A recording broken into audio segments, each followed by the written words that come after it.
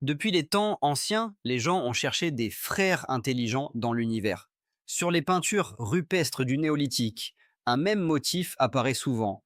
Des créatures à tête énorme émergent d'un objet sphérique. Ces fantasmes des artistes primitifs créaient des récits étranges.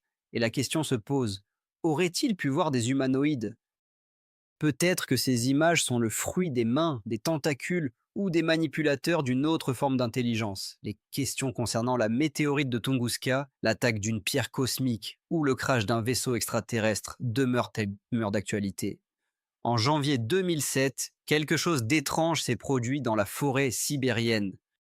Des êtres vivants, selon les témoins, ressentaient l'approche d'un voyageur cosmique vers la Terre, qui nous observe depuis le ciel.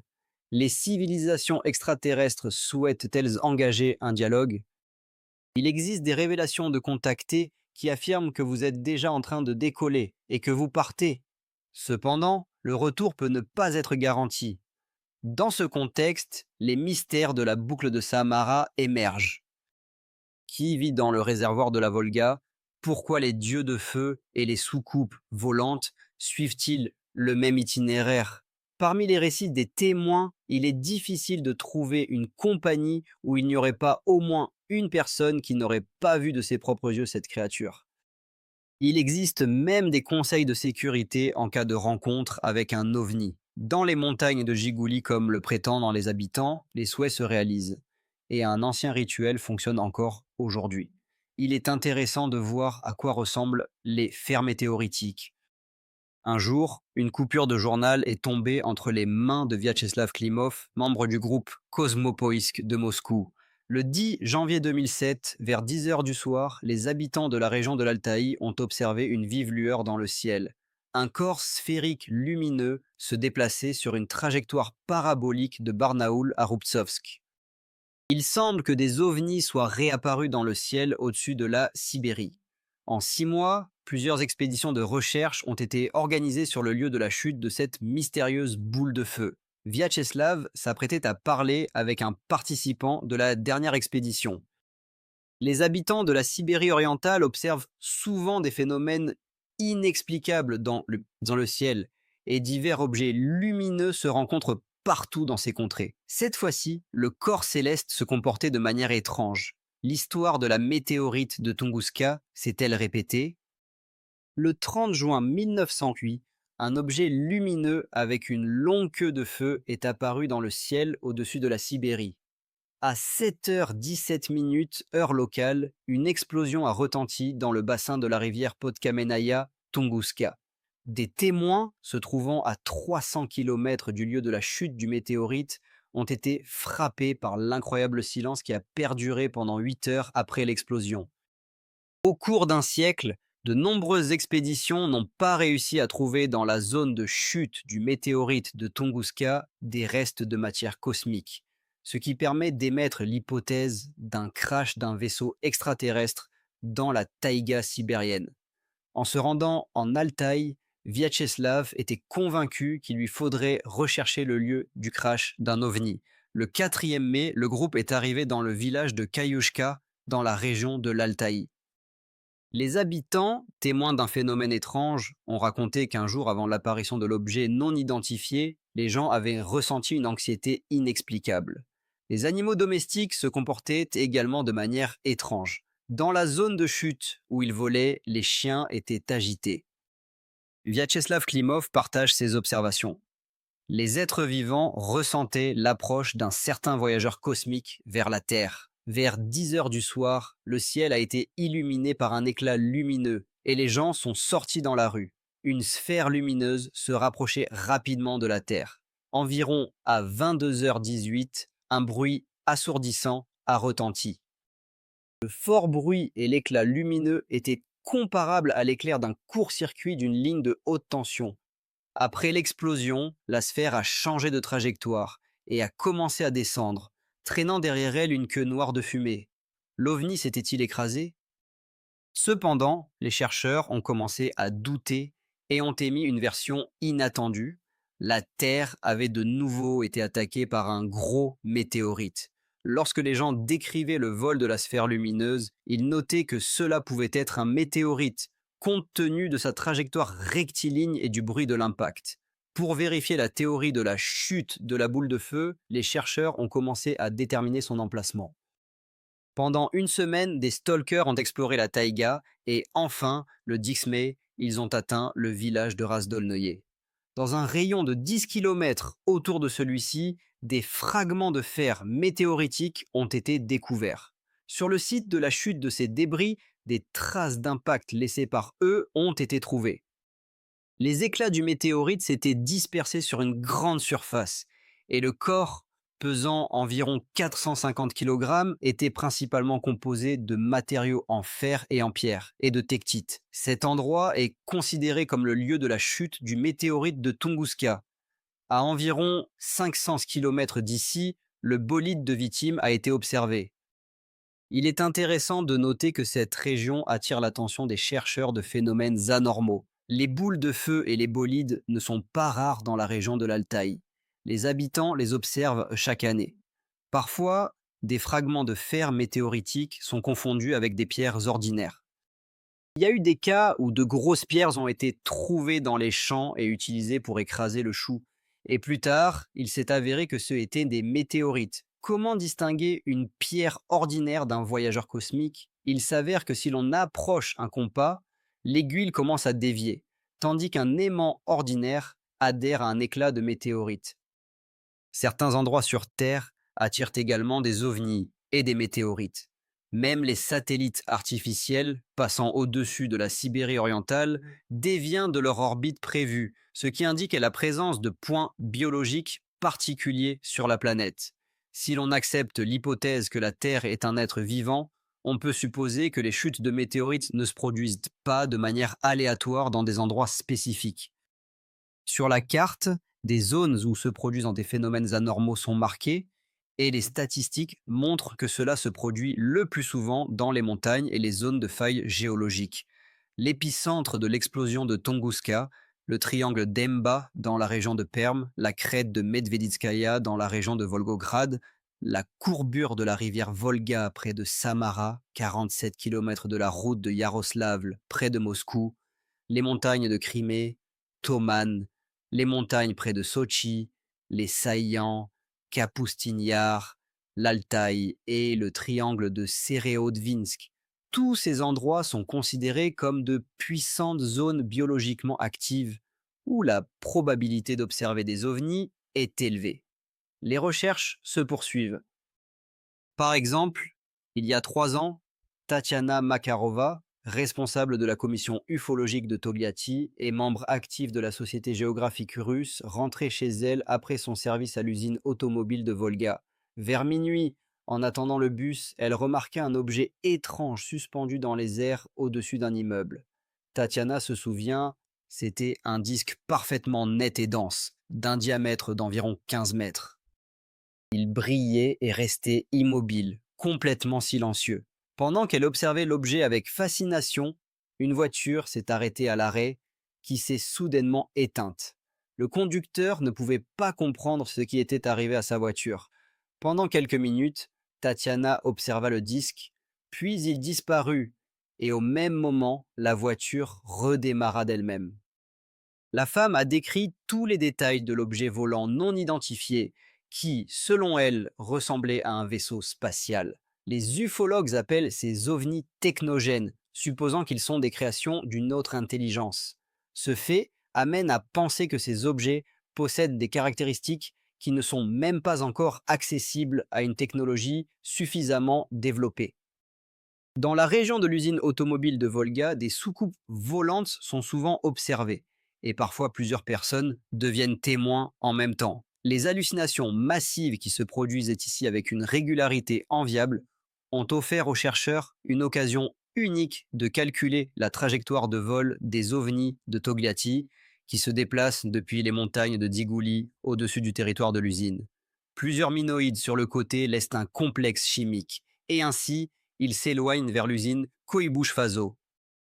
La conclusion que les chercheurs ont tirée peut être qualifiée de sensationnelle.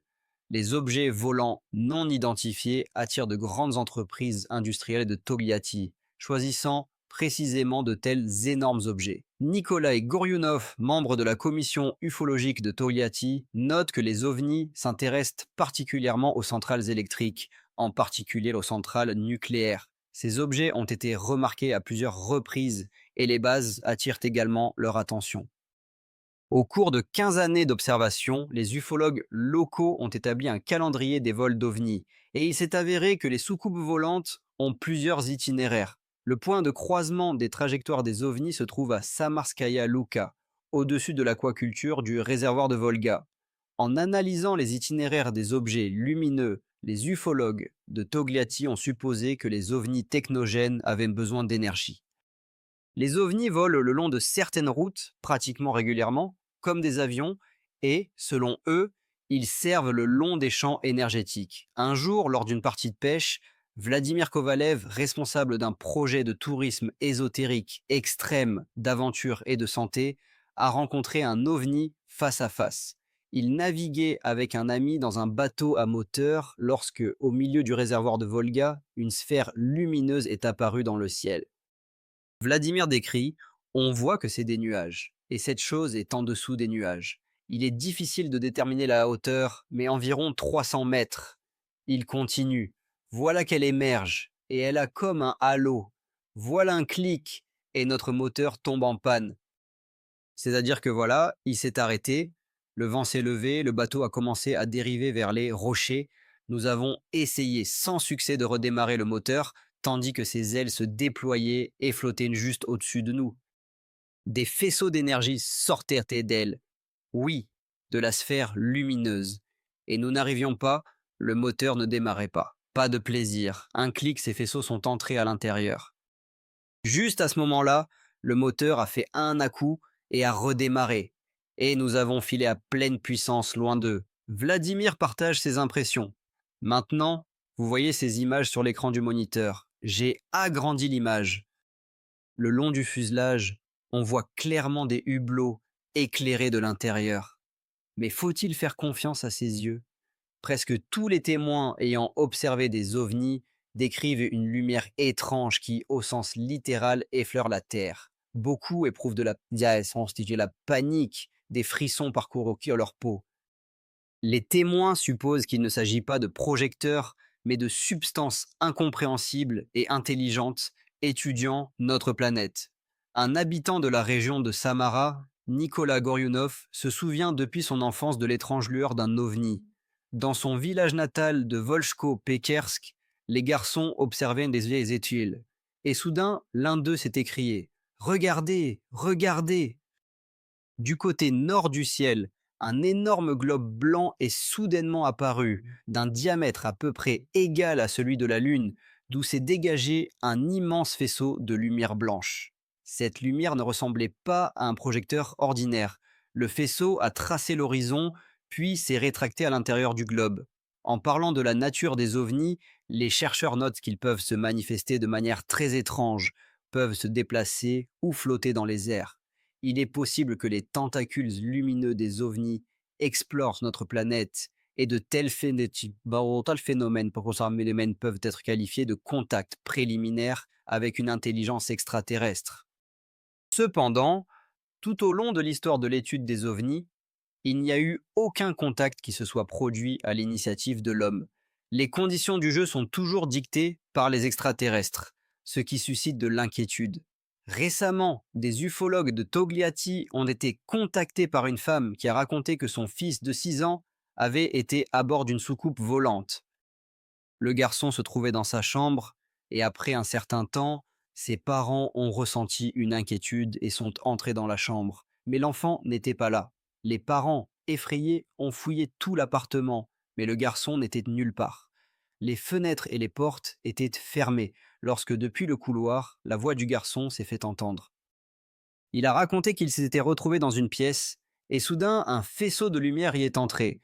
Ce faisceau l'a soulevé et quand on a commencé à l'emporter hors de la chambre, il est devenu doux comme de l'eau et a traversé le ciel. L'enfant a été pris à bord, a été promené et a été ramené dans sa chambre.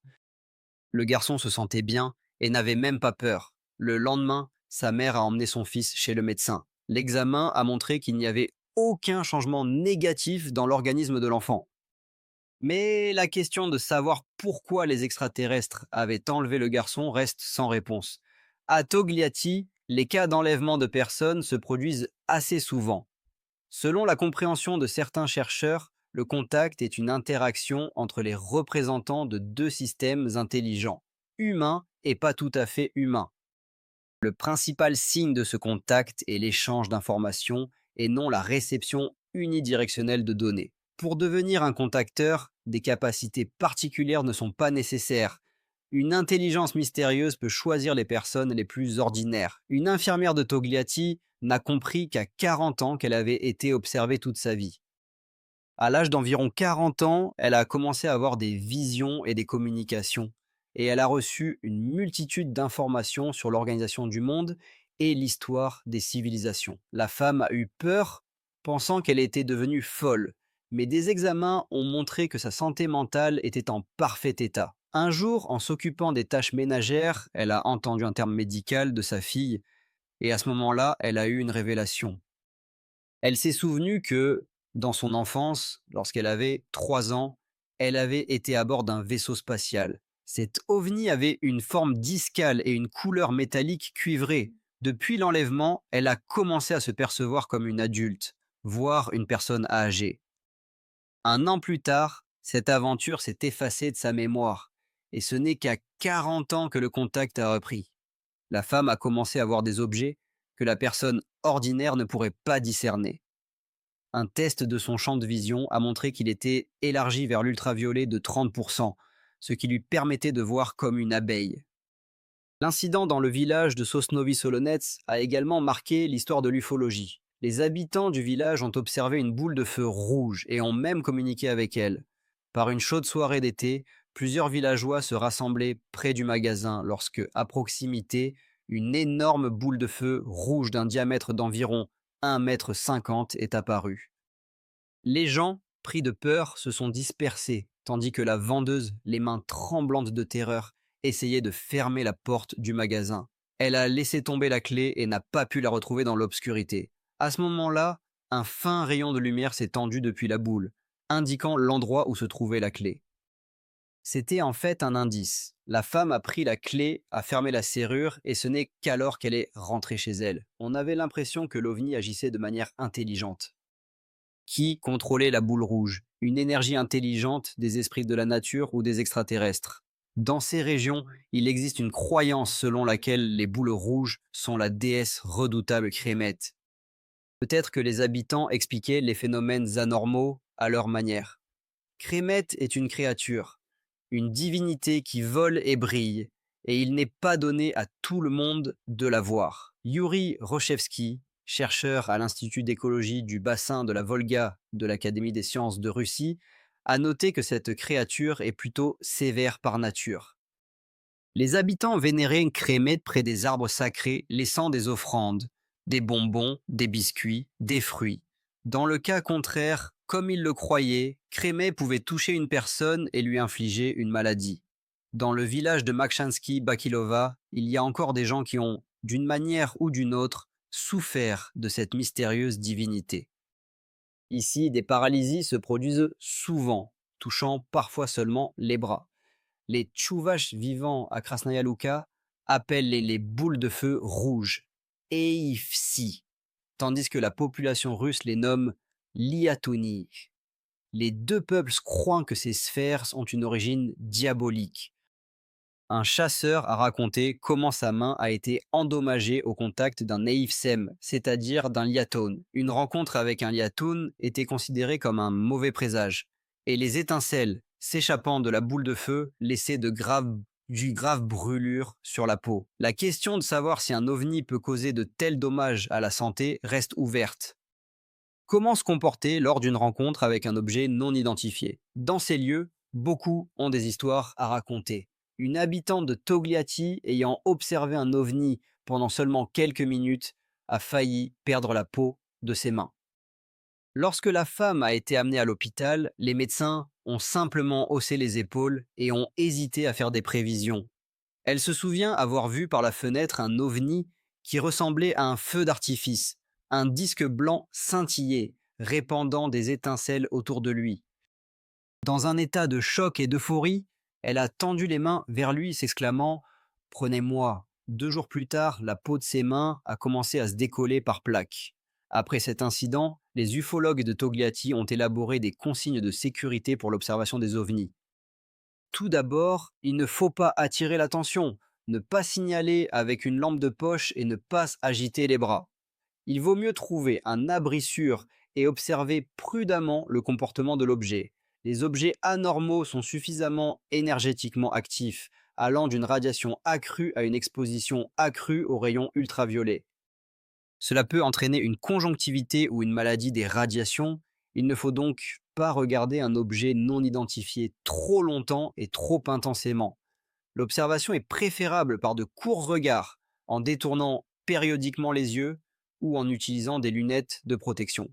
Si vous découvrez un lieu d'atterrissage, il vaut mieux ne pas y entrer sans des combinaisons de protection. L'intérieur d'un ovni a la particularité de laisser une radiation sur l'endroit où il a été. Par conséquent, il convient de respecter les mêmes mesures de sécurité. Entrer sur cette zone seulement pour une courte durée avec des objectifs clairs. Par exemple, pour prélever un échantillon de sol ou d'herbe, et quitter rapidement cet endroit.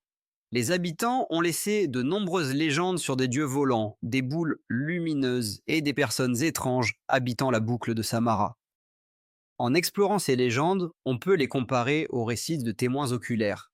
Au Moyen Âge, les montagnes de Djigouli étaient appelées Devi.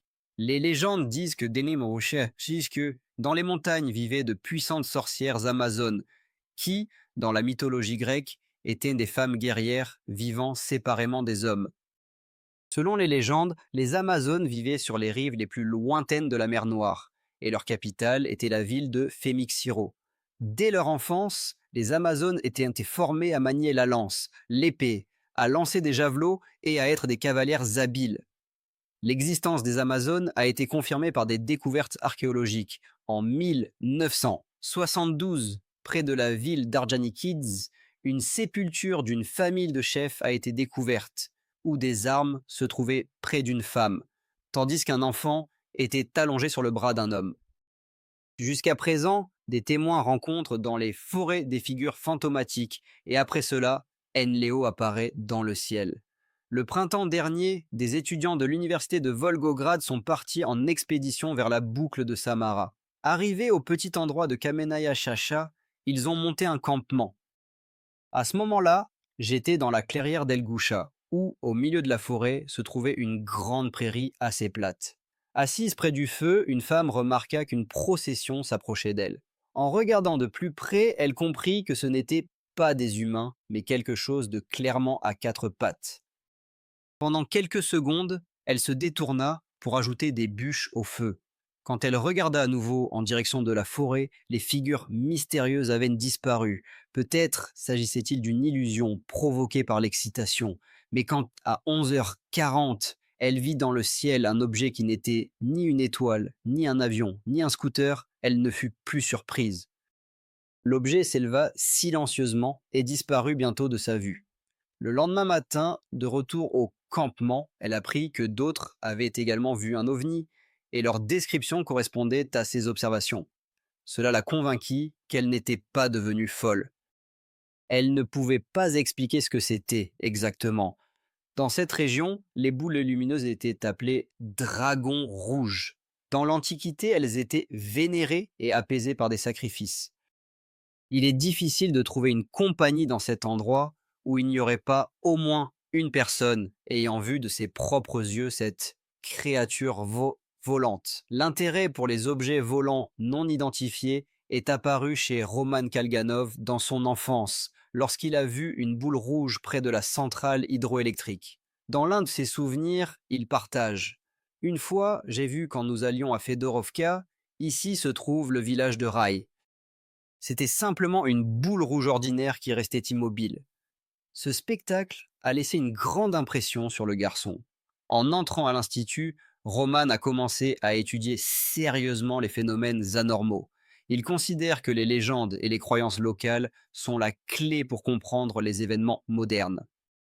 Ce n'est rien d'autre qu'une transmission verbale d'informations qui émergeait d'une série d'événements et d'observations, explique-t-il. De nombreuses légendes décrivent une race technologique ou un sorcier qui possédait des vimana, des bateaux volants et même des fours atomiques. Sur la base des récits de témoins oculaires et des légendes anciennes, Romaine, avec ses amis de l'Institut, a élaboré une carte des zones anormales de la boucle de Samara. Nous devons relier les champs électromagnétiques et les interactions dans les zones anormales, dit-il. Tous les événements que les témoins ont vus doivent être liés à de fortes radiations électromagnétiques. Roman a entre les mains une carte sur laquelle des symboles rouges marquent les anomalies électromagnétiques, des symboles bleus indiquant les lieux de rencontre avec des ovnis, et des drapeaux jaunes désignent des objets mentionnés dans la mythologie locale. Comme je le vois, ils coïncident pratiquement, remarque-t-il. En juin de l'année dernière, un groupe de bioénergéticiens de Togliatti s'est rendu dans les montagnes de Digouli pour étudier l'énergie de la région. Ils se sont arrêtés sur les rives de la Volga, près d'un tumulus héroïque. Antonina Gribanova, bioénergéticienne, se souvient: une voix intérieure nous a suggéré que nous devions nous lever et nous approcher de cet endroit. En s'approchant de l'eau, tous les 5 ont remarqué qu'un écran se formait sur la surface lisse de la rivière. Nous avons vraiment vu la maîtresse de la Volga. Ce n'est pas pour rien qu'on l'appelle Mère Volga, raconte Antonina. Ensuite, les images sur l'écran ont changé et ils ont vu une ville qui, selon leurs réflexions, se trouvait sous l'eau. Des petites tours, des arbres verts et une église avec un bulbe en bois, décrit-elle. L'introduction a duré très longtemps. Plus tard, ils ont reçu des informations sur cette ville, indiquant qu'il y avait effectivement des entités de ses habitants qui remontaient à la surface lorsqu'on les appelait. Tous ce sont des habitants de l'ancienne ville qui, à la suite d'une catastrophe, est tombée sous terre, ajoute Antonina. C'était une civilisation qui a autrefois vécu sur cette terre et a créé un réseau de passages interdimensionnels leur permettant de se déplacer dans le temps et dans d'autres mondes. Et ces passages que ces gens avaient préparés pour eux peuvent s'ouvrir n'importe où, conclut-elle. Y a-t-il une part de vérité dans cette hypothèse? Lors de la construction du barrage hydroélectrique de la Volga, le territoire de l'ancienne ville de Stavropol sur la Volga a effectivement été submergé. À sa place, une nouvelle ville est née, Togliatti. La construction de la centrale hydroélectrique a constitué une intervention sérieuse dans la nature. Elena Rojdestvenskaya, directrice du centre d'information touristique de Togliatti, souligne qu'à la suite de cette intervention, des phénomènes anormaux ont commencé à se produire. Il existe une théorie selon laquelle les ovnis apparaissent à la jonction de mondes parallèles. Cela soulève des questions sur quelle civilisation pourrait exister à nos côtés et pourquoi les gens ne peuvent pas voyager vers d'autres mondes. Dans ce contexte, des générateurs de pierres mystérieux sont discutés, qui, selon les rumeurs, pourraient être liés aux ovnis. Il se pose également la question de savoir pourquoi des colonnes de feu apparaissent au-dessus de certaines montagnes et comment on peut tirer profit des sites de soucoupes volantes. S'il existe des mondes parallèles, cela signifie qu'il y a quelque part des lieux de passage. Après avoir parlé avec Valentina Vassilievna, une habitante de Togliatti, j'ai eu l'impression que les colonnes lumineuses sortant de la Terre représentent des tunnels vers une autre réalité. Valentina, qui a passé toute sa vie à Togliatti, aime venir dans la boucle de Samara. Un jour, tôt le matin, alors qu'elle se trouvait sur les rives de la Volga, elle remarqua un point lumineux, brillant, s'approchant rapidement du sol. Bientôt, ce point se transforma en une grande soucoupe convexe. D'eau de la Volga, un faisceau de lumière s'éleva à la rencontre de cet objet. L'objet entra dans le faisceau, descendit dans l'eau, se mit à l'horizontale et disparut. Dans la boucle de Samara, des colonnes lumineuses sont souvent observées, que les gens appellent les oreilles de chat. Ce sont des formations lumineuses ayant une forme conique et une hauteur d'environ 1,50 m à 2 mètres qui apparaissent sur un terrain plat, comme venant de nulle part. Ces phénomènes sont rapportés par les gardes forestiers de la réserve naturelle de Digouli. Ils expliquent que l'eau s'écoule autour d'énormes masses de terre, créant un circuit électromagnétique qui provoque des distorsions du champ électromagnétique. On peut supposer que des lieux avec une telle géologie attirent les ovnis. Les générateurs, comme toute autre source d'énergie produisant de l'électricité, et dans ce contexte, des phénomènes anormaux sont observés dans la boucle de Samara. La montagne Svetelka, située au centre des montagnes de Ziguli, est considérée comme sacrée. Les géologues affirment qu'un puissant fault tectonique passe sous elle, créant un maximum d'émissions utiles pour le corps humain. Au sommet de la montagne, il reste les ruines d'un ancien site urbain, où, selon les croyances locales, vivaient des sorciers et des magiciens. Selon certaines sources, c'est là que résidaient des personnes venues de la montagne Kailash au 7e siècle, représentant une civilisation hautement développée. Kailash, montagne sacrée au Tibet, est considérée comme le centre du monde et la demeure des dieux.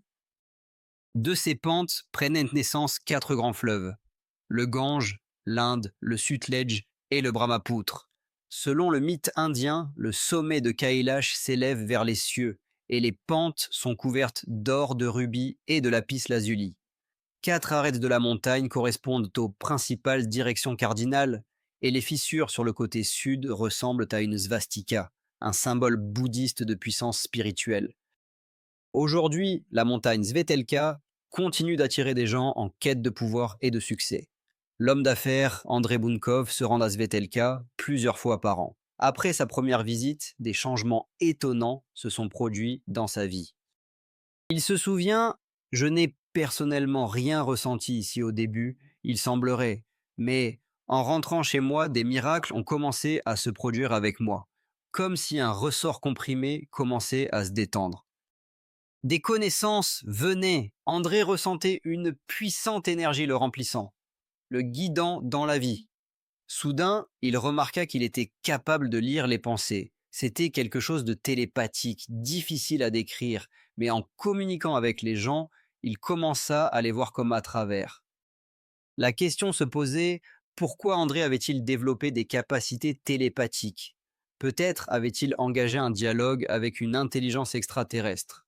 Il pense lui-même que ses pensées viennent à nous d'en haut, d'une source inconnue. En un an, son entreprise s'est considérablement développée. La société s'est débarrassée des concurrents et André lui-même de ses ennemis.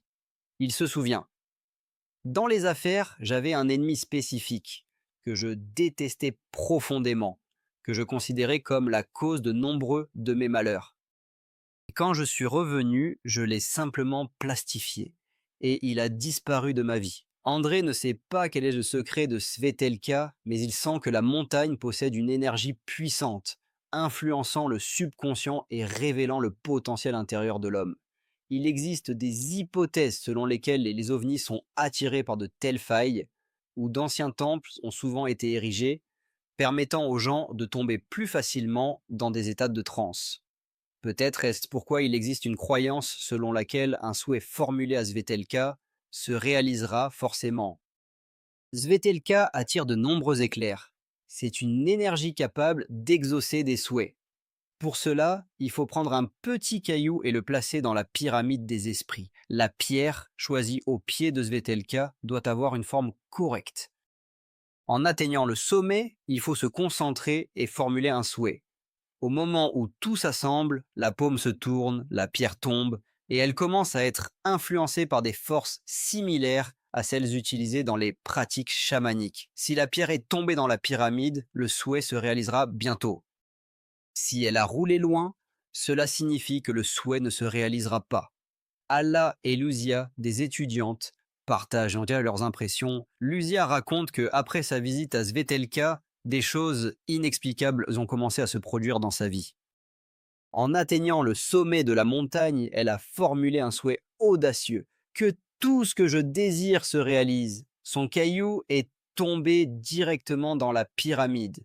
Elle note: si je commence à appuyer sur mes tempes, il est considéré que si tu as des capacités, elles se renforcent. Après cela, mes désirs se réalisaient à tel point que j'étais sous le choc.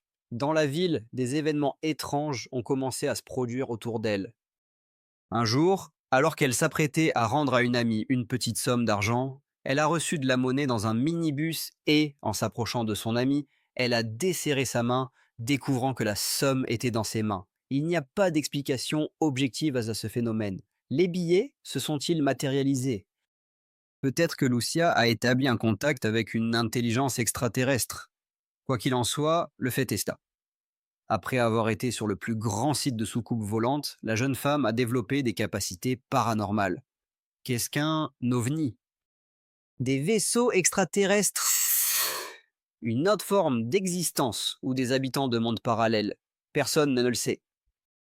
Le mystère le plus intrigant du XXIe siècle n'est toujours pas résolu. À Togliatti, on lui a offert un livre de rêve. Et elle a découvert avec étonnement que les ovnis influencent dans notre vie même dans nos rêves. Le regard d'une soucoupe volante dans le ciel annonce un nouvel événement agréable, un succès dans le surmontement des difficultés ou un mariage avec une personnalité hors du commun.